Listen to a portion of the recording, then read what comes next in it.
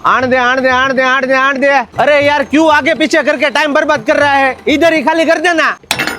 रुक भाई, खाली कर दे। वो नया है क्या, उसको समझाओ ना यार, ये रेती भीनी है, उसको पहले ड्रायर में डालना पड़ता है और सुखाना पड़ता है। अरे साहब ये लेबर लोग मुझे बहुत कवरावते हैं, जेवा मैं ऑफिस में जाता हूँ ये लोग पीछे डांडिया मारने लगते हैं। क्वालिटी में है ना मुझे कोई बांध छोड़ना जो 600 800 और 1200 mm का ही रेती का दाना रहना चाहिए। सेठ होली के लिए छुट्टी चाहिए। होली है तो भी है होली, साना मना वो टारगेट पूरा करो, बाद में छुट्टी दूंगा। दिला मामा 800 थैली कपी रेडी मिक्स प्लास्टर ની આપણે ભાવનગર વાળી સાઈડ ઉપર પોગાડે ની બાપા, वो बार बार मुझे फोन कर रहा है, आपने उपाड़ा लिया है यार।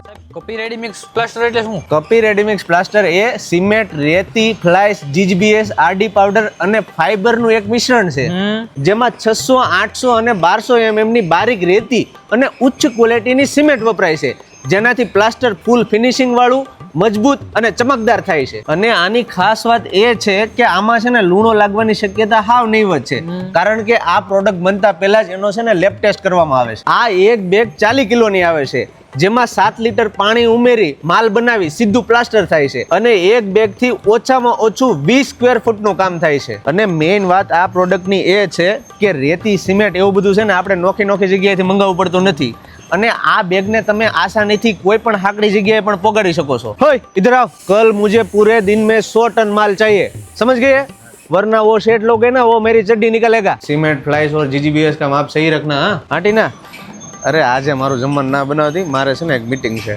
हारो बाय ले, लव यू।